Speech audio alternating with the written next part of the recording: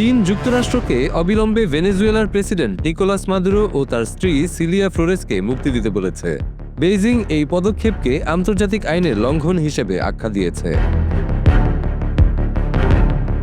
শনিবার রাজধানী কারাকাস সহ অন্যান্য অঞ্চলে যুক্তরাষ্ট্রের সামরিক অভিযান পরিচালিত হয়, যেখানে মাদুরো দম্পতিকে দেশের বাইরে নেওয়া হয়েছে বলে অভিযোগ আসে।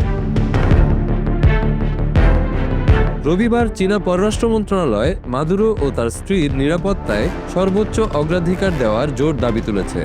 ভেনেজুয়েলার সরকার উৎখাত করা বন্ধ করতে তারা যুক্তরাষ্ট্রকে সতর্ক করেছে। চীন এই হামলাকে আঞ্চলিক স্থিতিশীলতার জন্য হুমকি হিসেবে দেখছে।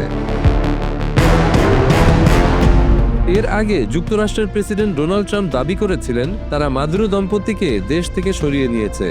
তখন বেইজিং বলেছিল এই ধরনের জোর প্রয়োগ এবং হস্তক্ষেপ গ্রহণযোগ্য নয় এবং জাতিসংঘের সংবিধান মেনে চলা উচিত। এটি শনিবারের পর চীনের দ্বিতীয় কড়া বার্তা। বিশেষজ্ঞরা বলছেন চীন পরিস্থিতি ঘনিষ্ঠভাবে পর্যবেক্ষণ করছে।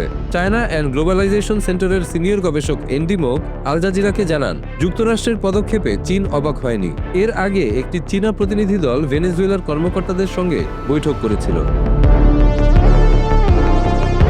মোক আরও বলেন, মূল বিষয় হল অভিযানের পদ্ধতি, যা যুক্তরাষ্ট্রের দীর্ঘমেয়াদী কৌশলকে প্রকাশ করেছে।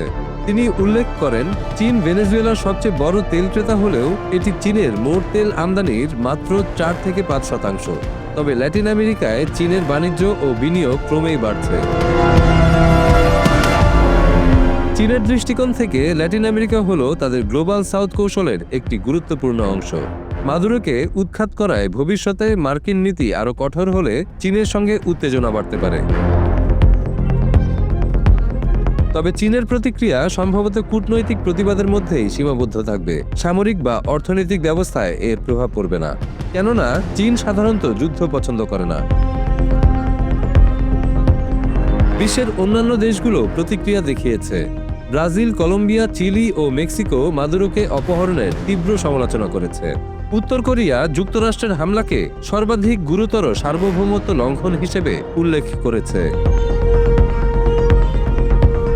এছাড়াও দক্ষিণ কোরিয়া এবং অস্ট্রেলিয়া পরিস্থিতি শিথিল করার আহ্বান জানিয়েছে। অস্ট্রেলিয়ার প্রধানমন্ত্রী অ্যান্থনি আলবানিজ শান্তিপূর্ণ ও গণতান্ত্রিক ক্ষমতা হস্তান্তরের পক্ষে থাকলেও আন্তর্জাতিক আইন মেনে চলার গুরুত্ব উল্লেখ করেছেন। 2024 সালের বিতর্কিত নির্বাচনের পর থেকেই ভেনেজুয়েলা একঘরে হয়ে পড়লেও চীন এবং রাশিয়া তাদের অর্থনৈতিক ও কৌশলগত সম্পর্ক বজায় রেখেছে। ইরানের সঙ্গেও তাদের সখ্যতা আগের চেয়ে বেড়েছে।